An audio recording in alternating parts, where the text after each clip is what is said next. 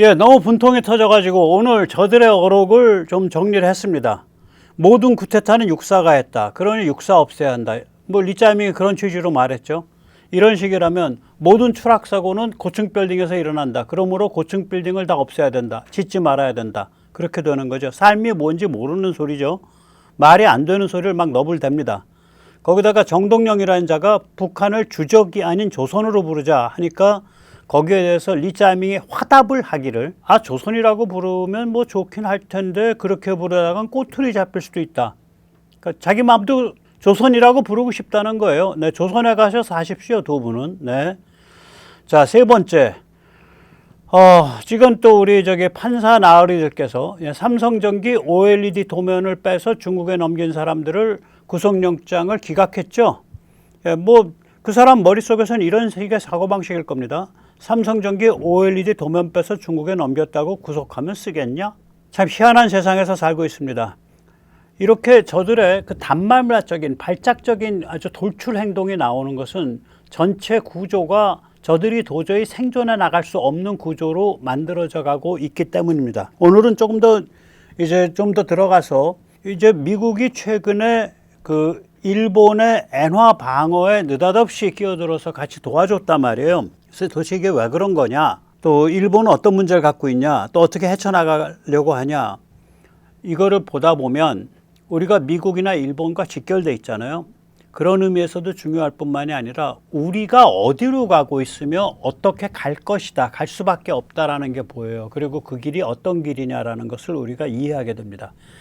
7월 30일 날 베센트가 캠프 데이비드에서 열린 말하자면 우리식으로 하면 국무회의죠. 내각회의에서 일부러 메모를 노출했어요. 우리 그 국회에 계시는 표 먹고 사는 짐승들이 가끔 하는 짓이죠. 뒤에서 사진 찍으라고 딱 이렇게 휴대폰 메모 노출하는 거. 거기에 보면 할 일, 엔화를 50억 달러 내지 100억 달러어치 매입할 것, 그렇게 적혀 있습니다. 그리고 다음날 매입을 했는데, 그러고 나서 8월 4일 날 베센트가 뭐라 그랬냐?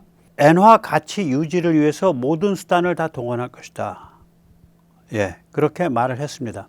7월 31일 날 미국 시간으로서 50억에서 100억 달러를 개입했습니다. 그래서 엔화가 164엔 피크에서 157엔대로 낮아졌습니다. 뭐 많이 낮아지진 않았어요. 일단 진정이 됐어요. 워낙 큰 손이 덤비니까. 이 미국이 해외에 다른 나라의 화폐의 어떤 안정화를 위해서 개입한 일들이 있습니다. 미국은 이런 용도를 위한 Exchange Stability Fund인가 Stabilization Fund, 그러니까 외환 안정화 자금이라는 게 있습니다. ESF라는 게. 그래서 보면은 플라자 협의, 그러니까 합의, 미국 달러화 가치 낮추기로 한 거, 그거 이후에 미국 달러화가 너무 낮아지니까 1987년에 플라자 합의는 1985년이죠. 개입을 해가지고 방어를 해냈죠. 그 다음에 멕시코 페소 위기가 있었습니다. 1994년, 95년에.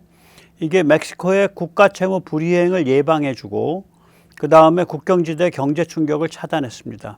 그리고 1998년에 엔화를 방어해줬어요. 우리가 IMF 돌입하고 나서 그게 막 일파만파 아시아 금융위기 번질 때예요. 그 확산을 방지하고 경쟁적 통화절하, 그러니까 일본까지 다 무너지게 되면 그 다음에 한국, 중국은 더 무너지고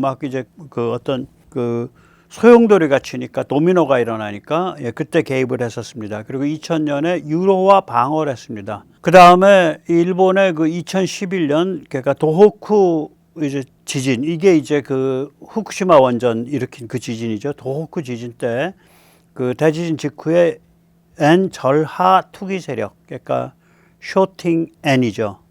N의 가치가 떨어질 것이다라고 시나리오를 짜고 거기에 맞춰서 투기 세력들이 쫙 들어올 때 그 투기 세력을 방어했습니다. 미국이 이렇게 적극적인 N 방어에 나선 이유가 좀 있습니다. 우리가 잘 알려진 이유는 일본은 세계 최대 미국 국채 보유국이죠. 따라서 일본이 엔화 방어를 위해 미국 국채를 매각하면 일본은 조금 이따 살펴보겠지만 현금 달러를 가진 외환 보유고는 작아요. 일본의 외환 보유고의 대부분의 형태는 국채 형태입니다. 이 미국 국채를 일본이 매각을 하게 되면 국채 금리가 오르면서 미국 경제 정책의 스텝이 꼬입니다. 지금 보시다시피 세계 1위에서 4위까지 미국 국채 보유국을 보면 1위가 일본입니다. 예. 이게 이제 단위가 빌리언, 그러니까 이제 10억 달러 단위니까 1조 1,430억 달러. 예. 여기 0 하나 빼세요. 영국이 9,490억 달러, 중국이 6,590억 달러, 벨기에가 4,700억 달러입니다. 예. 이게 보면 미국이 적극적으로 엔 방어에 나선 알려지지 않은, 주목하지 않는 이슈가 있는데요. 그 이유가 있는데요. 이건 이제 백모의 스토리입니다. 제가 이제 만든 용어예요. 트럼프노믹스. 이런 용어를 쓰는 분이 있는지 모르겠는데 외국에. 저는 뭐 그걸 보고서 한 게 아니라 트럼프의 경제정책이 좀 흥미로워서 이름을 달았어요. 트럼프노믹스, 레이가노믹스, 아베노믹스 다 했었으니까 트럼프노믹스 뭐 할 수 있다. 이 트럼프노믹스가 성립을 하려면, 성공을 하려면 달러의 상대적 가치가 폭등하면 안 됩니다. 엔화가 확 내려가고 그것이 기폭제가 돼가지고 유로나 원화나 위안화까지 같이 내려가 버리면, 엔화가 이 덩치가 크니까, 그러면 상대적으로 달러 가치가 폭등하는 거죠. 그렇게 되면 트럼프노믹스가 그 스텝이 꼬입니다. 그게 트럼프노믹스의 아킬레스의 건입니다. 오늘 그 같은 이야기를 잠깐 설명을 드릴게요. 트럼프노믹스는 어떻게 작동하는 거냐면, 한편으로는 외국인 투자를 유치합니다. 그리고 다른 한편으로는 관세를 높여서 무역 적자를 제거함으로써 재정 적자를 줄입니다. 그래서 트럼프노믹스의 아킬레스건은 뭐냐면, 달러가 강세가 되면 골로 가는 거예요.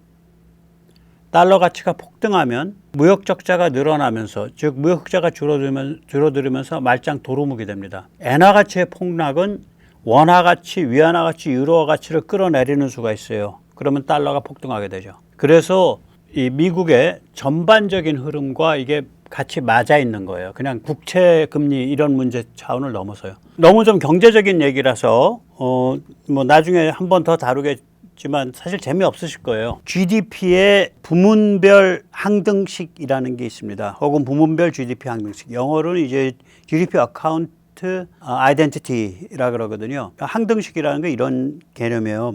예를 들어서 우리가 사람은 포유동물이다 라고 그런 명제가 하나가 있고요. 또 하나는 사람은 젖먹이 척추동물이다라는 명제가 있다고 해봐요. 그러면 사람을 포유동물이라고 표현한 그 명제와 사람을 젖먹이 척추동물이다라고 표현한 그 명제는 사실 같은 명제잖아요. 그러면 두 개의 명제를 가지고 연결을 하면 포유동물은 젖먹이 척추동물이다, 이 명제가 성립을 하죠. 이거를 항등명제라 그래요. 이런 거 항등식이에요.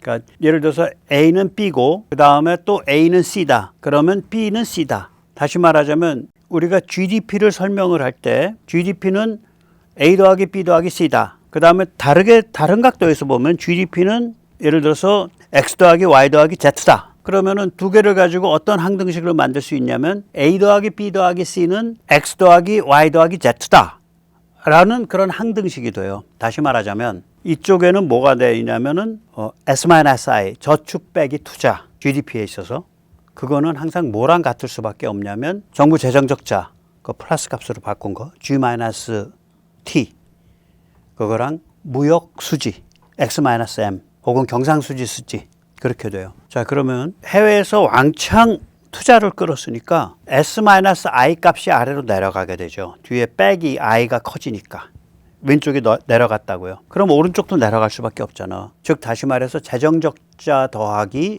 재정적자의 플러스 값 더하기 무역수지는 값이 내려갈 수밖에 없어요. 두 개가. 그런데 무역수지가 안 내려가. 악화가 안 돼. 왜? 관세 때문에. 그러면 재정적자가 확 내려갈 수밖에 없어요. 그거예요. 그러니까 외국인 투자를 유치하면 그럼 I가 확 내려가거든. 왼쪽이 확 내려가거든. S-I 값이 확 내려가요. 아래로. 그럼 오른쪽에 재정적자 더하기 그때 재정적자는 플러스 값으로 환산한 거예요.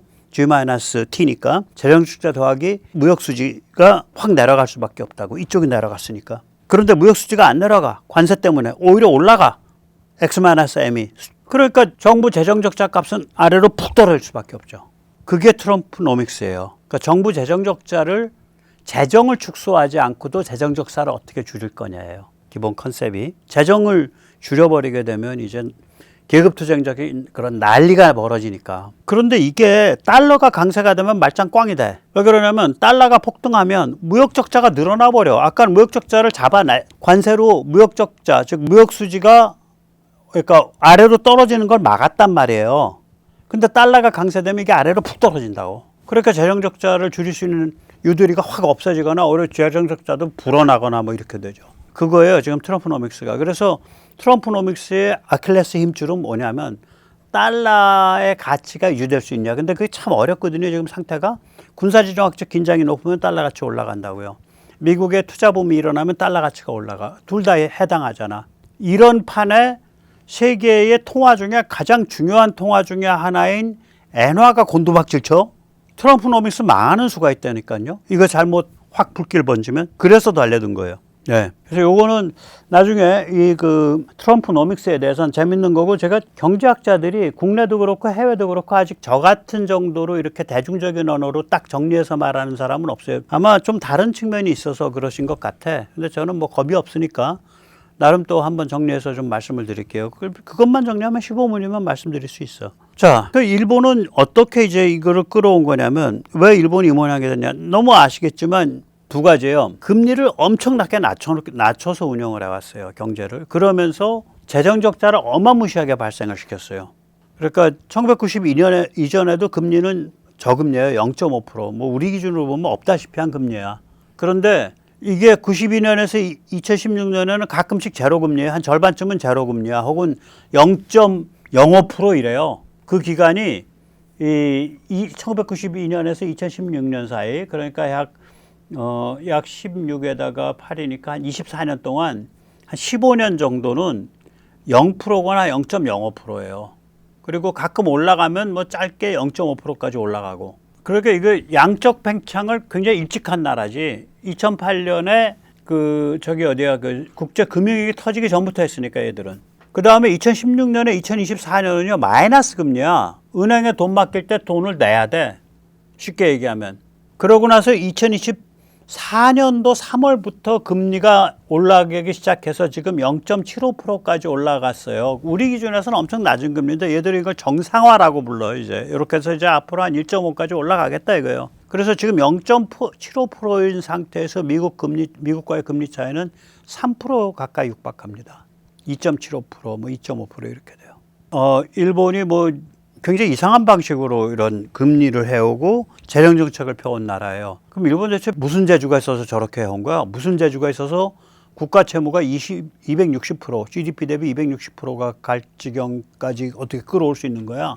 또 안 망하는 거야? 그걸 좀 설명을 드릴게요. 보면 뭐가 보이냐면, 우리가 지금 어마무시한 무역 흑자와 경상수지 흑자가 나고 있는데, 우리가 그거를 운영하는 방식과 일본이 운영하는 방식이 완전히 다르구나. 이런 걸 느껴요. 그리고 우리가 앞으로 어느 길을 가겠다, 이게 보여요. 여기서 잠시 세뇌 탈출 안내 말씀 좀 올리겠습니다. 좋아요, 알림, 구독은 머스트입니다. 그리고 여유가 되시면은 회원가입 많이 해주시고요. 또 여유가 되시면은 자율구독료도 많이 부탁드립니다. 감사합니다. 일본의 레시피는 초저금리를 하면서 대량 재정 적자, 대량 채권을 발행하는 거예요. 그리고 정부가 엔캐리를 해. 와타나베 부인이라고 제가 전에 말씀드렸죠. 와타나베 부인만 우리말로 하면 이제 강남 사모님 혹은 돈 다루는 사모님, 뭐 알뜰하게 재테크하는 사모님 이런 뜻이에요. 와타나베 부인만 엔캐리를 하는 게 아니라 정부가 엔캐리 주범이에요. 어떻게 하냐? 일단 일본은 지금 현재 정부 지출의 50%가 채권으로 충당됩니다. 그래서 채권이 쌓여서 지금 GDP의 260%예요. 정부 부채가. 정확한 표현은 공공부채, 퍼블릭 데트인데, 공공부채 중에 중앙정부 부채가 한 90% 돼요. 지방정부 부채는 10%밖에 안 돼요. 그러니까 그냥 전체적으로 국채라고 보시면 되고요. 특징이 있어요. 모든 채권은 엔화 표시예요. 일본. 그 다음에 채권의 50%는 그냥 돈 찍은 거예요. 다시 말해 채권을 누가 인수한 거냐면 일본은행, BOJ가 인수했어요. 돈 찍었다는 소리지. 그리고 나머지 50%는 국내 금융기관이 소화를 해줬는데, 특히 이 많은 사람들이 이용하는 우체국 예금 쪽에서 소화를 많이 해줬어요. 정부가 엔캐리를 한 거예요. 일본은 아까 말씀드렸지만 일본이 뭐 1조 한 3천억 이짝저짝 달러에 해당하는 그러니까 그 외환 보유고를 가지고 있다고 하는데 그중에 실제 달러는 별로 없고 1조 1,400억 달러가 미국 국채야. 그러면 미국 국채 수익이 있잖아요. 그게 한 뭐 예를 들어서 뭐 엄청 날 거 아니에요. 3%만 하더라도 3.5% 이렇게 받을 테니까 3.5% 4% 그러면 400억 달러 이렇게 들어올 거 아니에요. 그거 가지고 자기들이 발행한 일본 국채에 대한 이자를 한 70%, 66% 커버해요. 엔켈이라는 게 뭐예요? 금리 차이를 이용을 해서 그러니까 금리 차이를 이용을 하는 거 아니에요. 환율 차이가 금리 차이랑 다를 때 그러니까 금리 차이만 하게 되면 일본 돈은 미국에 비해서 휴지가 돼야 되는데 금리는 뭐 어마무시하게 30배, 40배, 100배 차이 나는데 환율은 그렇게 차이 안 난단 말이에요. 그러면은 금리 차이를 노리고서 외화로 바꿔서 나가고 들어오고 이게 엔켈이잖아요. 똑같잖아. 국내는 엔화를 풀고 자기는 달러로 이자를 받고 일본 정부가 최대의 엔켈이 실행자라니까 일본 정부가 아주 재밌는 그런 현상이죠. 이렇게 좀 이상한데 이게 왜 버틸 수 있는 거야? 일단 대마불사예요. 미국 채권 1조 1,400억 달러 등 순해외 자산이 3조 5천억 달러예요. 근데 옛날에 이게 굉장히 큰 거였었는데 한국이 많이 커졌어요. 지금 한국은행 발표는 뭐 순해외 자산 이걸 Net IIP라고 불러요. NIIP라고. 그게 한국은행 발표로 한 7, 8천억 되는데 실제로는 외국서는 그게 한 1조 한 5, 6천억 즉 1조 1천억 달러쯤 된다고 봐요. 지금 실제로는. 왜냐면 이게 자산 평가를 장부상 자산을 어떻게 평가하냐 해서 다르거든. 해외 나간 것들. 일단 아무튼 순해외 자산이 3조 5천억 달러나 돼요. 일본이. 그다음에 일본이 엄청난 부자죠. 총 대외금융 자산이 10조 달러인데 그중에 이제 일본 안에 들어와 있는 일본 주식에 꼽혀 있는 뭐 외국 돈 빼고 나면 순 대외금융 자산은 3조 5천억 달러. 한국의 명분상으로는 한 4.5배 되고 실제로는 한국의 한 3배 돼요. 네, 실제 한국을 1조 1천억 달러로 보면. 그래서 연간 이전 소득이 2천억 달러 이상이에요. 한국의 6배예요, 이게 한국은 지금 막 투자를 해 놔 가지고 아직 이제 그 과실을 못 거두는 게 많아. 직접 투자 같은 게. 일본은 성숙했기 때문에 2천억 달러 이상 되고 이게 1인당 한 2천억 달러 가까이 돼요, 일본이. 연간 2,400억 달러, 2,500억 달러 되면 일본이 인구를 1억 2천이라고 봤을 때 연 2천 달러 되거든요. 이전 소득만 우리 올해 이전 소득이 많이 늘었는데 우리가 약 350억 달러 되거든요. 일본이 우리의 6배라고요. 2천억 달러요. 6배에서 7배요. 그리고 또 하나는 일본이 안전빵 위주의 자산이에요. 일본은 뭐냐면 외국인이 일본에 갖고 있는 금융자산은 주식이에요. 일본 주식시장에서. 근데 일본이 외국에 대해서 갖고 있는 금융자산은 국채 등 안전자산이에요. 완전히 안전빵으로 걸어놓은 거야. 여기서 이제 조금 이따 말하지만 한국은 대외금융자산의 50% 이상이 직접 투자거나 서학개미의 기관 투자예요. 굉장히 달라요, 일본하고. 반면에 일본은 뭐 서학개미 같은 건 있지도 않고 직접 투자가 차지하는 비율은 한 20%밖에 안 돼요. 일본이. 예. 작아요. 예. 그러니까 작다 그래도 옛날에 워낙 큰 살림을 하던 데라 작다 그래도 이게 2조 2천억 달러, 2조 4천억 달러예요. 이게 작은 게. 수익률이 별로 안 좋은 거지. 예. 오래돼 갖고. 그래서 일본 경제가 생각보다 엄청 튼튼해요. 그래서 이게 엔화 가치가 저렇게 되면 엔화 가치 망가져야 하는데 왜 안 망가져? 요새는 무역도 적자잖아. 막 자산을 안전빵 자산을 엄청 들고 있잖아요. 그 다음에 해외로부터 이전 소득이 빵빵하잖아. 그 다음에 경상수지가 흑자잖아. 일본은 무역 적자 나도 경상수지 흑자예요. 상당 액수 흑자예요. 그러니까 엔화 가치가 유지가 되죠. 엔화 가치가 유지가 되면 일본은 국채를 찍어낼 수가 있어. 엔화 가치가 유지되는 한 국채가 전부 엔화 표시고 그 엔화 표시된 국채를 그게 일본은행에 인수하던 혹은 일반인들의 저축을 가지고 금융기관이 인수를 하던 50대 50으로 인수하거든요. 인수가 소화가 되니까. 그런데 엔화 가치가 급락하면 흔들리는 거예요. 일본의 아킬레스건은 엔화 가치 급락에 있어요. 그러니까 일본이 하는 짓이 전부 들고 있는 달러는 어차피 경상수지가 흑자니까 달러 확 목 졸릴 일은 없다라고 생각을 하고 일본은 전부 다 그걸 자기들의 외환 보유액을 달러가 아니라 미국 국채로 바꿔갖고 1조 1,040억 달러죠. 미국 국채로 바꿔놔갖고 미국에다 딱 안전판을 걸어놓은 거야. 그래놓고 미국 협박하는 거지. 야, 우리 엔화 가치가 만약에 우리가 엄청 떨어질 것 같으면 우린 너네 국채 패댕이 쳐갖고 엔화 방어할 수밖에 없어. 그러니까 너도 좀 협조해라. 그 게임하는 거야, 일본은. 자, 그럼 이제 우리 얘기를 하죠. 우리가 굉장히 특이합니다. 이 우리와 같은 이 해외 자산, 대외 금융 자산 포트폴리오가 우리 방식으로 구성이 돼서 이렇게 운영되는 거는 세계에 한국밖에 없어요. 한국밖에 없습니다. 세계 유일의 대외 금융 자산 포트폴리오입니다. 그리고 그 중에서 특히 주목할 건 세계 유일의 대규모 개인 투자자 보유국입니다. 서학개미. 그래서 우리의 그 대외 금융 자산은 기업의 직접 투자와 서학개미가 주도해요. 고위험 고수익 첨단 분야가 주도해요. 기업도 고위험 고수익 쪽 직접 투자가 많잖아요. 서학개미는 당연히 그렇고. 그래서 규모에 비하면 미국 국채나 또 미국이나 이런 선진국 회사채에 대한 비중이 굉장히 낮아요, 한국이. 그래서 제가 표를 정리했어요. 일본, 독일, 대만, 한국을 비교한 표만 조금 클로즈업 해가지고 보겠습니다. 먼저 이제 보면은 여기에 이제 B라는 숫자가, B라는 게 안 붙은 숫자는 조예요, 단위가. 조 달러고, B라는 숫자가 붙은 거는 10억 달러예요, 단위가.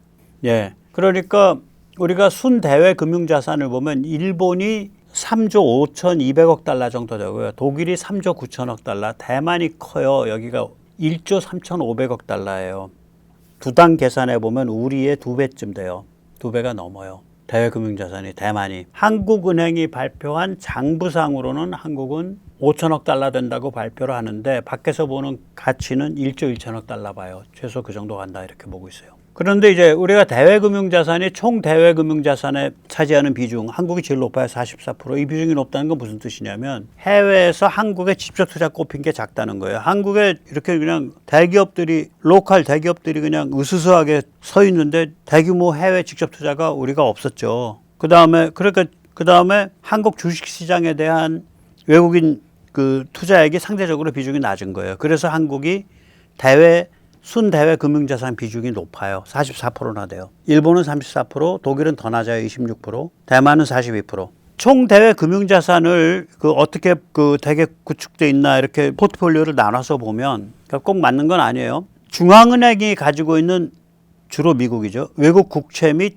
외환 보유고가 일본이 12%를 차지해요. 총 대외 금융자산 중에 1조 2천억 달러쯤 돼요. 독일이 8.5%예요. 1조 3천억 달러쯤 돼요. 대만이 5,800억 달러예요. 18%쯤 돼요.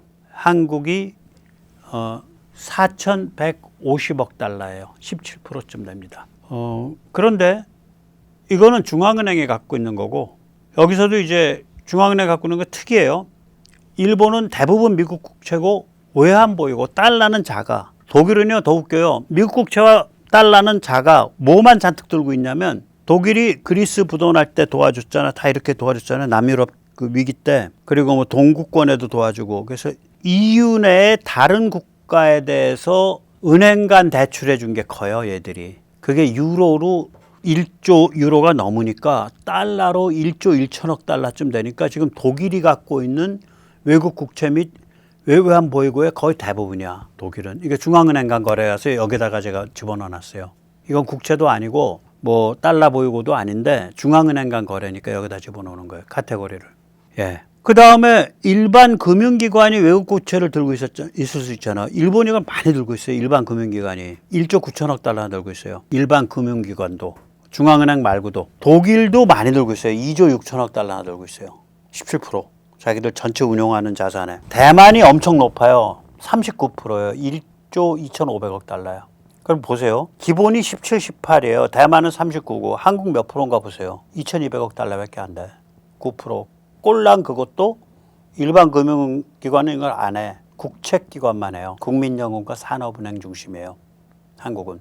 여기서 보면 일단 구조가 딱 보이는 거예요. 퍼센티지로 한번 쭉 보시라고. 한국은 외환보유고도 뭐 특별히 안 높아. 17%. 많이 높은 건 아니라고요. 그런데 일반 금융기관이 들고 있는 미국 국채, 외국 국채가 한국은 굉장히 낮은 거예요. 9%예요. 대만의 4분의 1밖에 안 되고 퍼센티지로 일본의 2분의 1, 독일의 2분의 1밖에 안 돼요. 지금 전 액수뿐만 아니라 구성 그 비율을 보는 겁니다. 그 다음에 뭐 상업자관 및 무역금융 이건 뭐 되게 비슷해요. 11, 12 비슷한데 독일이 높아. 22%예요. 얘들이 바깥에 상업자관을 많이 때린 모양이에요. 독일이. 중국에 돈 많이 빌려줬겠지만. 그 다음에 정책자관을 보면요. 이건 뭐 기본적으로 1에서 3.5% 사이에요. 한국은 뭐 꽤 높은 편이에요. 3%. 예. 근데 한국이 이거 왜 높냐? 예. 무기 판매가 늘어나면 더 커져요. 이거. 무기는 정책자관을 끼잖아요. 그 다음에 외국 회사채가 있을 거 아니에요. 우리가 회사채 발행하듯이. 회사채랑 주식은 다르죠. 주식은 떨어지거나 높거나 뭐 보글보기지만 회사채는 딱 정해진 원리금을 받는 거 아닙니까? 일본이요. 외국 회사채 투자 비율이 4.5%나 돼요. 대만은 더 높아. 7%야. 외국 회사채 투자 비율이. 독일도 7%야. 한국은요. 3.5%밖에 안 돼. 거긴 잘 안 넣는 거예요. 금융기관들만 넣고 안 가는 거예요. 기업이나 이런 데들은 안 가는 거예요. 그 다음에 직접 투자 및 주식 매수를 보면요. 이게 이제 그건데 일본은 직접 투자가 한 2조 2천억 달러, 2조 5천억 달러, 주식이 한 2조 달러 돼요. 그러니까 반반이에요. 그래가지고 이게 전체의 그 대외 금융자산의 한 40%를 차지해요. 두 개가. 독일은 5조 8천억 달러쯤 되는데, 예. 독일도 직접 투자 많이 돼 있어요. 여기 중국 같은데. 이게 38%예요, 독일이. 대만은 직접 투자 및 주식 매수가 오히려 비중이 낮아요. 21%밖에 안 돼요. 그러니까 대만은 보면은 어디에 몰려 있냐면 국채, 뭐 회사채 이런 데 몰려 있어. 돈놀이 하는데. 그 구성을 보면 안다고요. 한국 보세요. 직접 투자 및 주식 매수가 제일 높아 48%. 근데 그 중에서도 이게 그 주식 매수가 크지는 않거든요. 우리가. 그러니까 예를 들면 국민연금이 해외 회사 주식 많이 안 가지고 있다고 실제로는. 주식 매수가 우리가 낮아요. 규모가. 그러면 이 직접 투자의 대부분은 뭐냐면 대기업들의 현지 직접 투자예요. 그게 전 40%쯤 된다고 봐요. 그래서 그 아래에 개인 투자자랑 합치게 되면은 우리가 거의 50% 이짝저짝이에요. 직접 투자와 이 개인 투자자를 합치면. 그런 패턴 보이는 데가 없어요. 일단 다른 데 가면 우리 서학개미 같은 류의 개인 투자자가 없어. 일본의 개인 투자 비율이 한 2.5% 되는데 주로 엔켈이에요. 와타나베 부인. 독일의 개인 투자 비율이 여기는 워낙 낮아 1.5%밖에 안 돼요. 대만이 좀 높은 것 같죠. 3.5%. 대만은요. 옛날에 공산혁명 나고 나서 도망 나올 때부터 세계적 부호들이 있었어요. 그러니까 대만은 부호들이 세계의 바깥에 예를 들어서 뭐 뉴욕에 혹은 뭐 예를 샌프란시스코에 이런데 해외 투자 사무실을 운영해요. 자기 집안에. 얘들이 주도하는 거예요. 대만은. 그래서 3.5%가 가.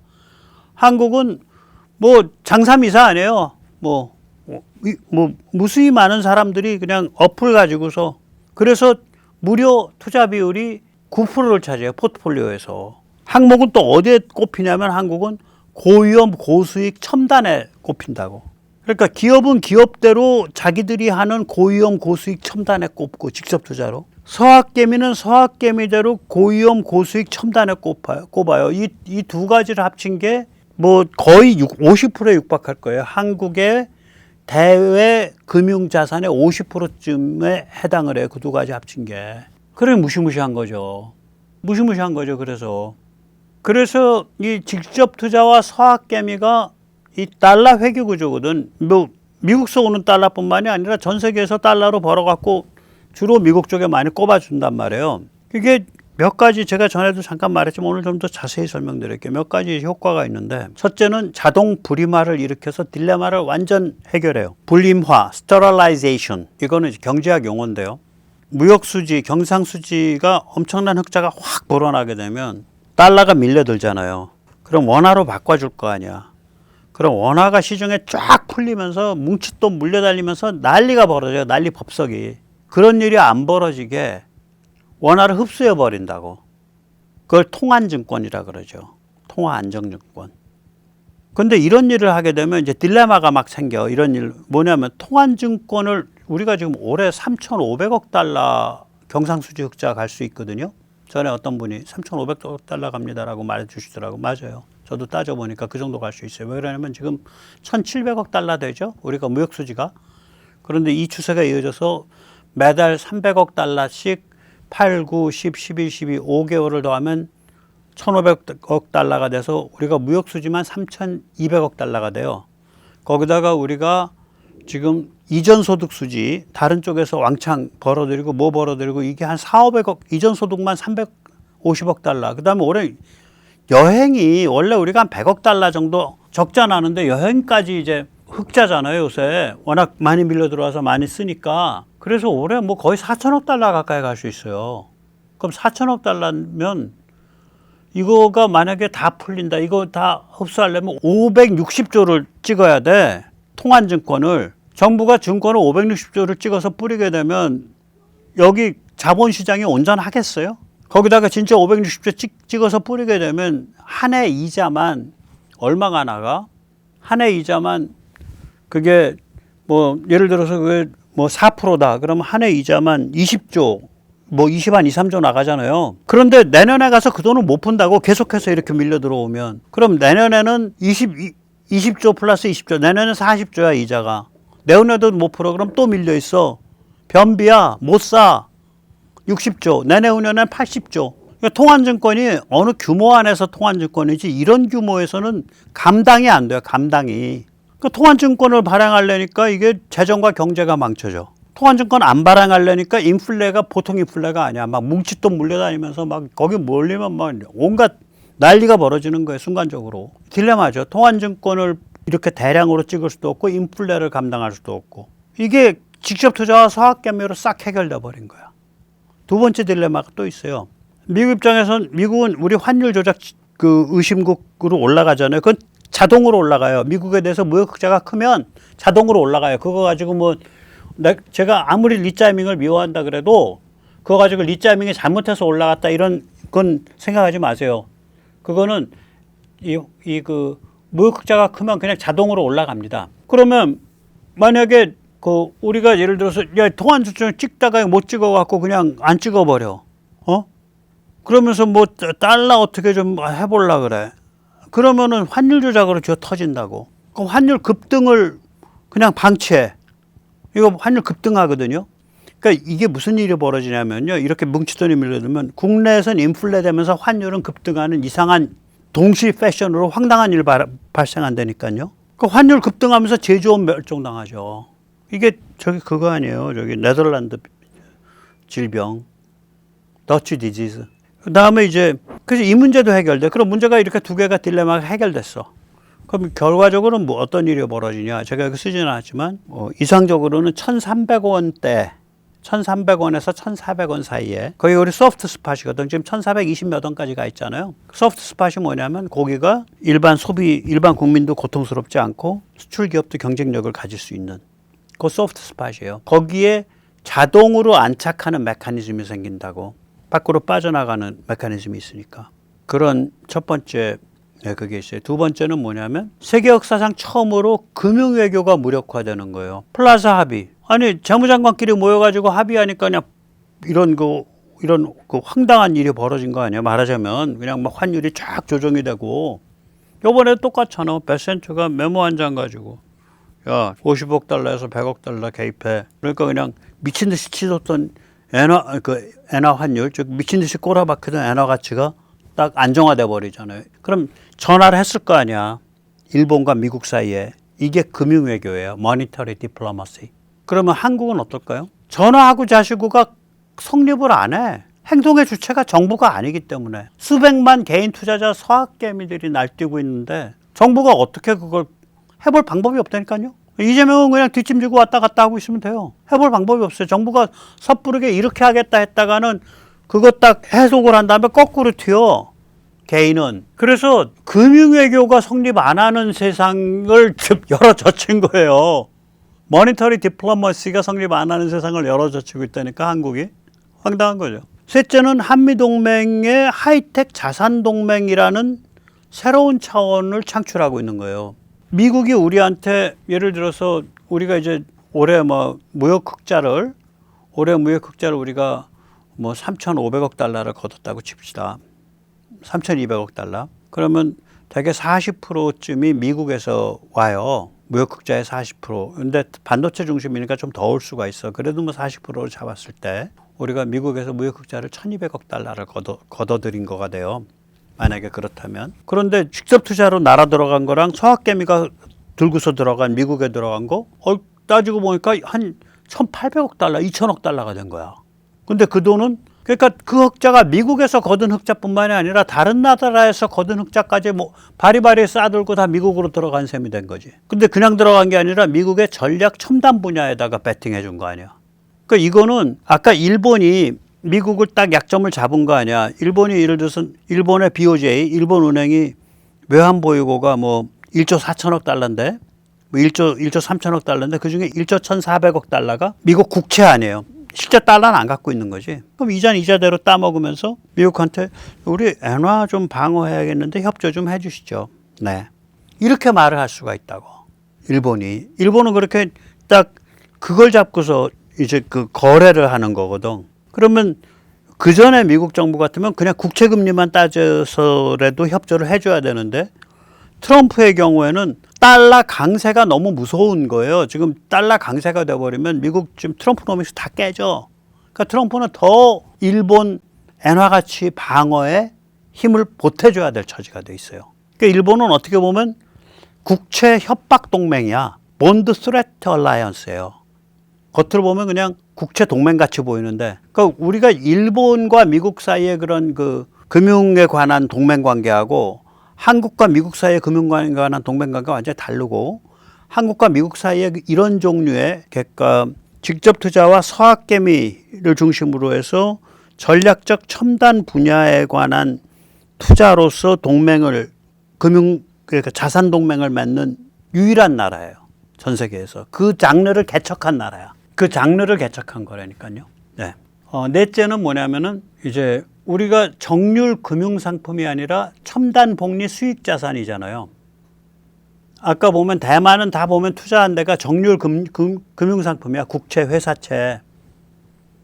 그러니까 우리는 투자의 대부분이 대기업에 직접 투자든지 기업에 직접 투자든지 아니면 서학개미이기 때문에 전부 이게 첨단 쪽에 가서 직접 투자를 했거나 주식을 산 거라고요. 이거는 뭐 돈놀이 한 게 아니야. 그냥 이렇게 딱 원리금 받는 놀이 한 게 아니라, 원리금 게임이 아니라고요. 대만은 원리금 게임이에요. 핵심이. 우린 그게 아니라고요. 우린 주식 게임이거나 아니면은 생산 공장 게임이잖아. 이거는 그러니까 우리가 수익률이 높아요. 우리 수익률을 8에서 10%를 보더라고. 밖에서는 8에서 10%를 봐요. 그러면 이 소리는 뭐냐면요, 지금 일본이 해외에 대해서 가지고 있는 이래저래 해외 일본 기업들이 해외에 직접 투자해 놓은 거가 2조 5천억 달러쯤 되거든요. 2조 2천억 달러, 2조 5천억 달러 돼요. 그거만큼 만약에 우리의 직접 투자와 서학개미가 그만큼 하는 날이 온다. 제가 보기 10년 안에 와요. 충분히 와요. 그 누적액이. 뭐 어떤 분은 야 백모야 웃기는 소리 하지 마라. 메뚜기도 한철이라고 뭐 올해 엄청 난 거지만 뭐 그게 뭐 계속 이어진다는 보장이 있냐. 안 그래요.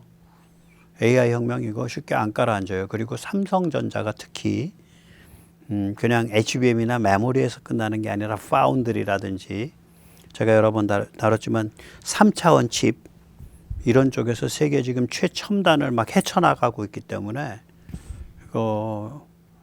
그리고 이제 그렇게 하나가 한쪽에 그렇게 틀고 나가면 다른 영역도 같이 간다고요. 이게 이심전심이다 나가지고. 그래서 상당히 좀 달라질 겁니다. 앞으로. 그러면 우리가 누적으로 2조 5천억 달러가 됐는데 수익률이 일본이 3, 4%거든요. 우리가 막 수익률이 그게 2배야. 그러면 인구는 우리가 일본보다 50%가 안 되잖아요. 일본은 40%. 좀 이상한 결과 나온다니까요.